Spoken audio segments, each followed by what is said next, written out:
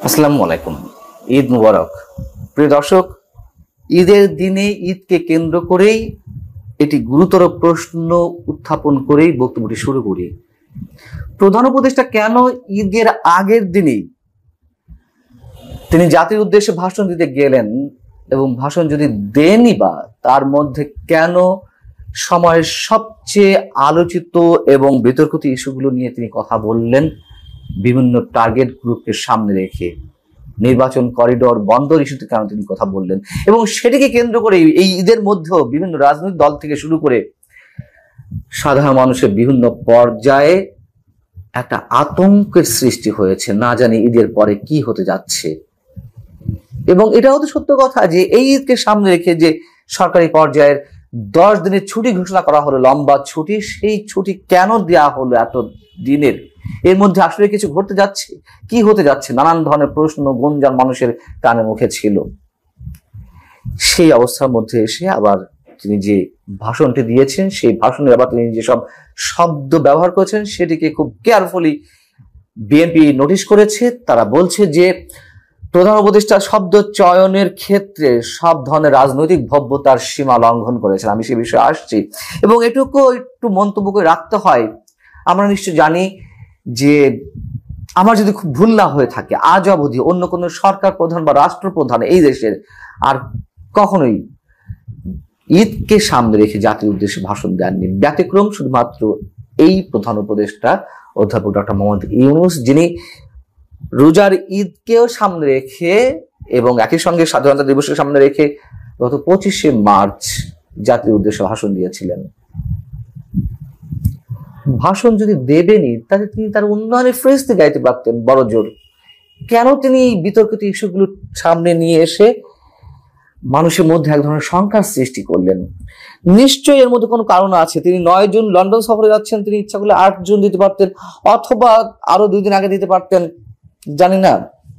কিছু একটা উদ্দেশ্য রয়েছে, এটুকু আমরা মনে করতেই পারি, ধারণা করতে পারি।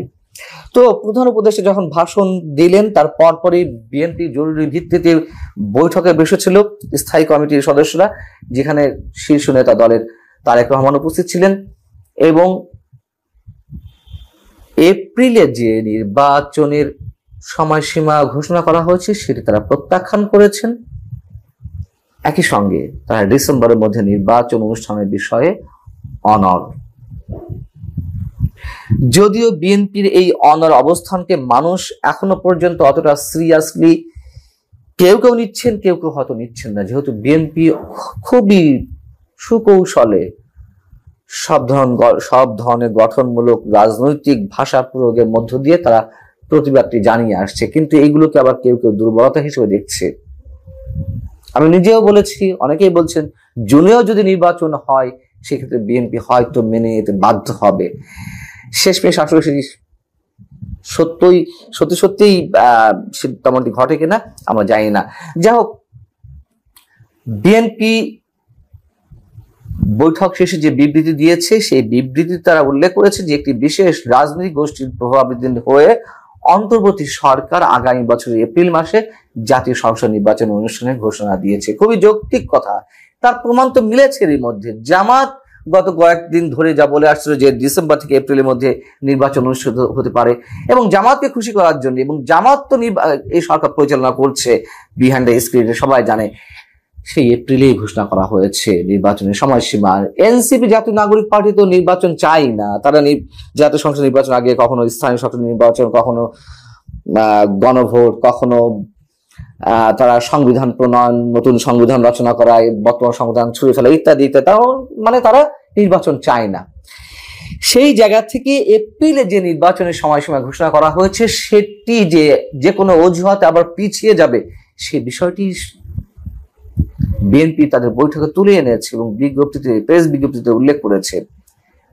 খুবই যৌক্তিকতার সঙ্গে যারা বলে আসছেন বা এখনো বিএনপি বলছে যে এপ্রিলে নির্বাচন অনুষ্ঠিত হতে গেলে ওই সময় যে প্রচন্ড গরম বা প্রতিকূল আবহাওয়া, ঝড় বৃষ্টি বা গরমে মানুষ ঘন্টার পর ঘন্টা লাইনে দাঁড়িয়ে ভোট কেন্দ্রে যাবেন কিনা সেটা তো চরম অনিশ্চয়তার মধ্যে থেকে যায়। এবং তার চেয়ে বড় কথা হচ্ছে যে নির্বাচনের তফসিল ঘোষণা হলে এপ্রিলের মধ্যে, মানে এপ্রিলে নির্বাচন হলে সেজন্য যে প্রচারণা রাজনৈতিক দলগুলোকে চালাতে হবে, তখন তো রোজা পড়ে যায়। কিভাবে তারা এই কাজটি করবে? আরো বড় কথা যে সে সময় পাবলিক পরীক্ষাগুলো অনুষ্ঠিত হবে, এসএসসি, এইচএসসি। অতএব এইগুলোর যে কোনো কিছুকে একটা অজুহাত হিসেবে দাঁড় করিয়ে সরকার তখন নির্বাচন পিছিয়ে দেওয়ার মতলব আনবে এবং তেমনকি ঘোষণা দেবে। বিএনপি তার বক্তব্যে উল্লেখ করছে, ভাষণে প্রধান উপদেষ্টা শব্দ চয়নে রাজনৈতিক ভব্যতার সীমা অতিক্রম করেছে এবং এই জন্য তারা ক্ষোভ প্রকাশ করেছেন। বিএনপি নেতারা কোন ধরনের রাজনৈতিক ভব্যতার সীমা লঙ্ঘন করেছেন প্রধান উপদেষ্টা সেটি স্পষ্ট করে জানতে না পারলেও আমরা মোটামুটি ধারণা করতে পারি, যেহেতু প্রধান উপদেষ্টা সময়ের সবচেয়ে বড় স্পর্শকাতর যে দুটি বিষয়, করিডোর এবং বন্দর ইস্যুতে কথা বলেছেন এবং বন্দর পরিচালনা ভার বিদেশি কোম্পানির হাতে তুলে দেওয়ার ক্ষেত্রে যারা বিরোধিতা করছেন তাদেরকে প্রতিহতের আহ্বান জানিয়েছেন। একইভাবে করিডোর ইস্যু তিনি উল্লেখ করেছেন এই ধরনের বক্তব্য। সেই জায়গা থেকে তো এই বিষয়গুলো তো সেনাপ্রধান নিজে উল্লেখ করেছেন। বিএনপি কথা বলছে, বাম দলগুলো কথা বলছে, অন্যান্য রাজনৈতিক দলগুলো কথা বলছে, তাহলে কাদেরকে প্রধান উপদেষ্টা প্রতিহত করার ঘোষণা দিয়েছেন বা প্রতিহত করার জন্য আহ্বান জানিয়েছেন? ঠিক সম্ভবত এই জায়গাটিতে বিএনপি ধরিস করার চেষ্টা করেছে যে তিনি সব ধরনের রাজনৈতিক ভব্যতার সীমা লঙ্ঘন করেছেন। এবং বিএনপি যদি সত্যি সত্যি এগুলো ইঙ্গিত করে থাকে, তারা অযৌক্তিক কিছু করেনি। বিএনপি তার বিজ্ঞপ্তিতে বলছে যে পবিত্র ঈদুল আজহা উপলক্ষে প্রদত্ত তার বক্তব্য প্রসঙ্গ অতিক্রম করে, অর্থাৎ সাধারণ মানুষকে তিনি শুভেচ্ছা জানাবেন বা তার উন্নয়নের ফিসদের সমস্যা নেই, এইগুলোর প্রসঙ্গ অতিক্রম করে জাতির উদ্দেশ্যে যে ভাষণে পরিণত করলেন, এই দীর্ঘ ভাষণে তিনি বন্দর, করিডোর ইত্যাদি এমন সব বিষয় অবতরণ করেছেন যা তারই ভাষায় অন্তর্বর্তীকালীন সরকারের 3টি ম্যান্ডেটের মধ্যে পড়ে না। তিনি বলেছেন সরকারের ম্যান্ডেট 3টি, একটা হচ্ছে বিচার, সংস্কার আর নির্বাচন। খুবই বাস্তবতা এটি যে জাতীয় ঐকমত্য কমিশনের যেই বৈঠক খেলা, সংস্কার কমিশনগুলোর যে সংস্কার আলোচনা প্রস্তাব, এগুলো যে স্রেফ নাটক নির্বাচন প্রলম্বিত করার জন্য, তা এখন দেশের অধিকাংশ মানুষের কাছে স্পষ্ট। এবং এই নির্বাচন অনুষ্ঠানের ক্ষেত্রে ডিসেম্বরের মধ্যে দেশের 52টি রাজনৈতিক দল স্পষ্টভাবে জানিয়ে দিয়েছে তারা ডিসেম্বর মধ্যে নির্বাচন চাই। নিবন্ধিত 26টি রাজনৈতিক দল জানিয়ে দিয়েছে, তারা তাদের বক্তব্যে স্পষ্টভাবে উল্লেখ করেছে তারা কি চায়। সেখানে তাদের সব ধরনের মতামতকে অগ্রাহ্য করে মাত্র 10% রাজনৈতিক দল বা রাজনৈতিক প্রতিনিধিত্ব করে জনগণের এমন দলের সবকিছুকে গ্রাহ্য করে বিবেচনায় নিয়ে প্রধান উপদেষ্টা সবকিছু করে যাচ্ছেন একের পর এক। বিএনপি এখনো পর্যন্ত অনড় আছে। আমরা জানি না তারা কোন ধরনের কর্মসূচিতে যাবে, তবে ঈদের পরে নিঃসন্দেহে রাজনৈতিক পরিস্থিতি উত্তপ্ত হচ্ছে, এটুকু আমরা যে কেউ বলতে পারি। এই জন্যই বলছিলাম যে কেন, কি উদ্দেশ্যে প্রধান উপদেষ্টা ঈদকে সামনে রেখে এই ধরনের বক্তব্য দিতে গেলেন। ভালো থাকুন সবাই, আল্লাহ হাফিজ।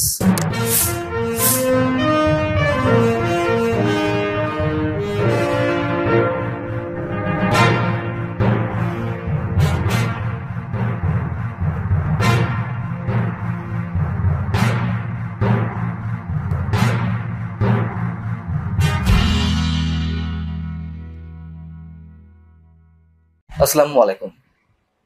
বেশি চালাকি করতে গিয়ে, ইতিহাস নিয়ে খেলতে গিয়ে সরকারের হাত পুড়ে যাচ্ছে।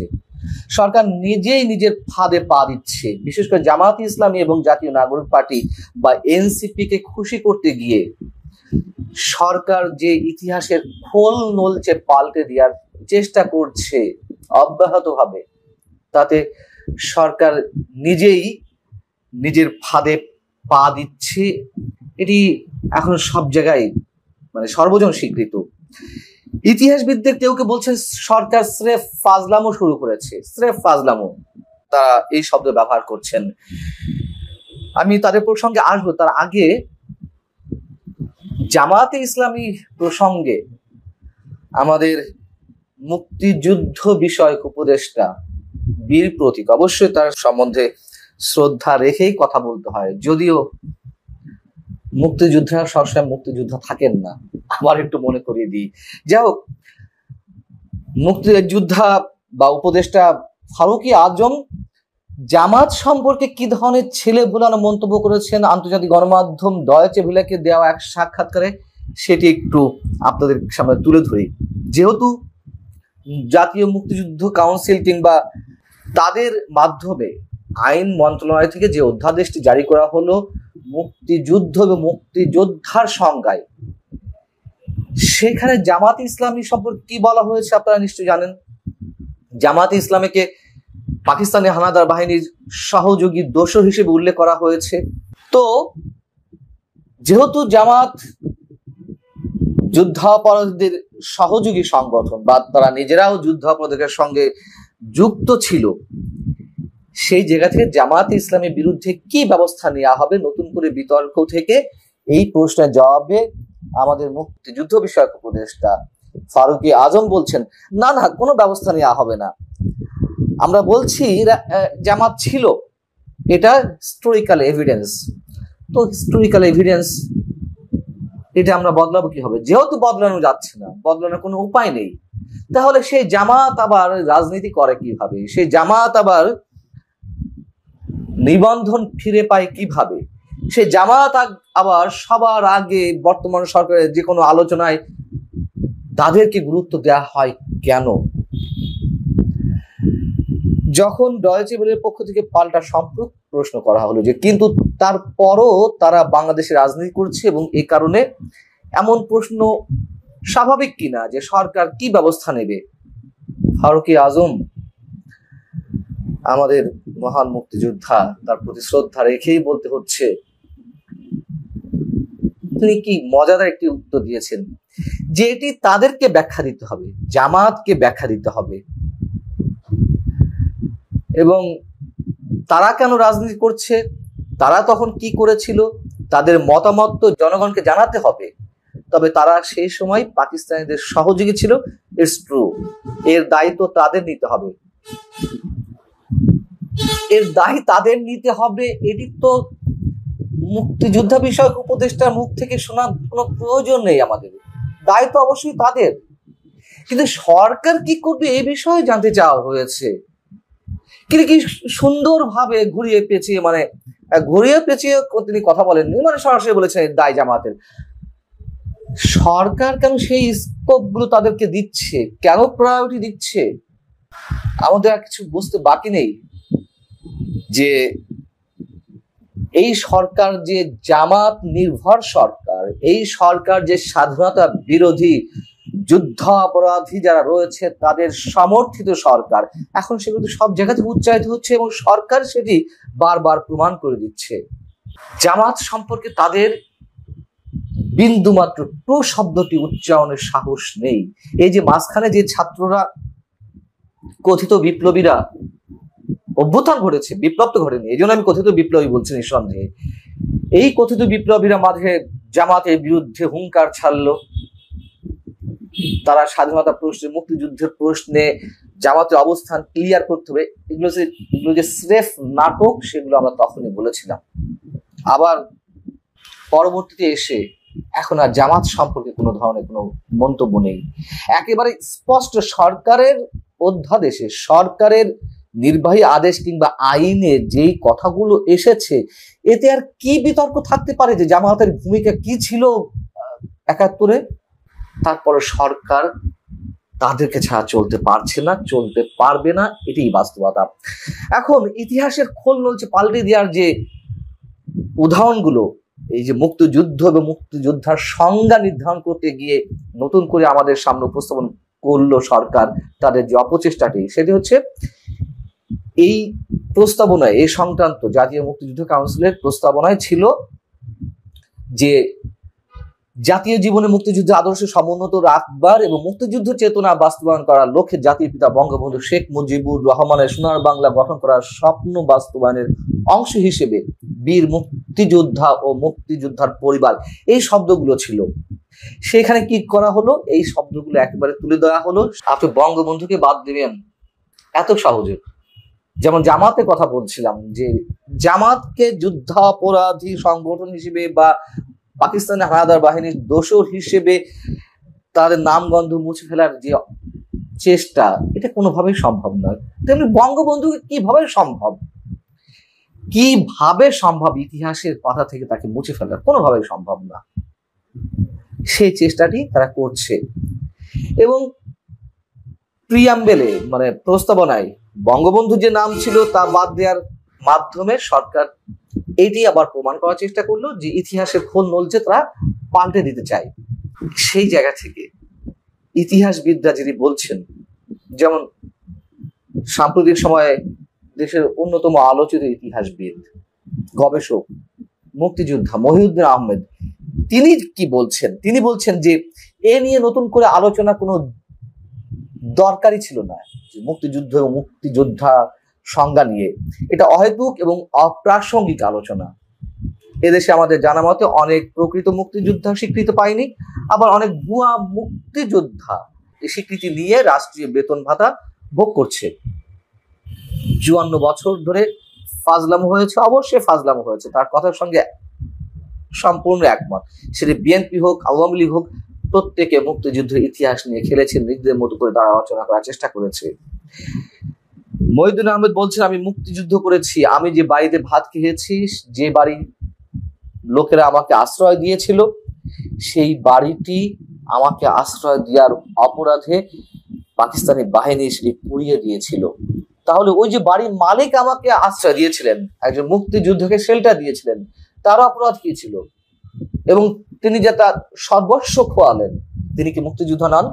ইত্যাদি ইত্যাদি কথা বলে মহিউদ্দিন আহমেদ বলছেন এই ব্যাপারগুলোর অবসান হওয়া দরকার, কিন্তু সেটা হচ্ছে না।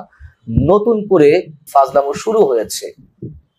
আমরা যখন দেখলাম যে এই অধ্যাদেশটি মঙ্গলবার রাতে প্রকাশ করা হলো নতুন করে, সেই জায়গা থেকে কোনো গণমাধ্যম হেডলাইন করলো, আমিও সেটা নিয়ে আলোচনা করেছি, যে মুক্তিযোদ্ধার তালিকা থেকে বঙ্গবন্ধু সহ 4 শতাধিক নেতার স্বীকৃতি বাতিল হচ্ছে। এই বিভ্রান্তিও বা কিভাবে তৈরি হলো? সরকারের পক্ষ থেকে যে বলা হলো যেটি যারা করেছে, মিসলিড করেছে, ভুল সংবাদ পরিবেশন করেছে, এর দায় তাদেরকে নিতে হবে বা ভুল স্বীকার করতে হবে, ক্ষমা প্রার্থনা করতে হবে, ইত্যাদি ইত্যাদি নানান ধরনের মানে খুব বিপ্লবী কথাবার্তা বললো। ভালো কথা, ভুল হলে অবশ্যই ভুল স্বীকার করে নিতে হবে। অপতথ্য দিলে তার দায় যারা দিবে তাদের উপর বর্তায়। কিন্তু এই বিভ্রান্তিটা কে তৈরি করেছে? সরকারই তো এই বিভ্রান্তি তৈরি করেছে। নতুন সংজ্ঞায় যেটি বলা ছিল যে 1971 সালের 10 এপ্রিল গঠিত মুজিবনগর সরকারের সদস্যরা বীর মুক্তিযোদ্ধা স্বীকৃত বলা আছে, কিন্তু মুজিবনগর সরকার গঠনে যারা সহযোগিতা করেছেন সব MNA বা MPA জাতীয় প্রাদেশিক পরিষদের সদস্য এবং গণপরিষদের সদস্য যারা ছিল, তো এই দুই পরিষদ মিলে 71 মুক্তিযুদ্ধের আগে যে নির্বাচন হয়েছিল, 70 নির্বাচন, সেখানে 403 জনের মতন সব মিলিয়ে সদস্য ছিলেন MNA এবং MPA। তো তারা প্রবাসী সরকার বা মুজিবনগর সরকারের সঙ্গে বা গঠনের সঙ্গে জড়িত ছিলেন। তাদের সদস্য পদ মানে তারা মুক্তিযোদ্ধা হিসেবে তাদের স্বীকৃতি বাতিল হবে, তার মধ্যে তো বঙ্গবন্ধু তিনিও তো সেই পরিষদের সদস্য ছিলেন। নজরুল ইসলাম, তাজউদ্দিন আহমেদ, ক্যাপ্টেন মহসিন আলী, কামরুজ্জামান। তো যখন MNA বা MPA হিসেবে যারা ছিলেন মুজিবনগর সরকার গঠনের সঙ্গে, সর্বপ্রথম তারাও বাদ যাচ্ছেন। এই হিসেবে তো হেডলাইন করেছে, কেন স্পষ্ট করা হয়নি এই অধ্যাদেশে? ভালো থাকুন সবাই, আল্লাহ হাফেজ।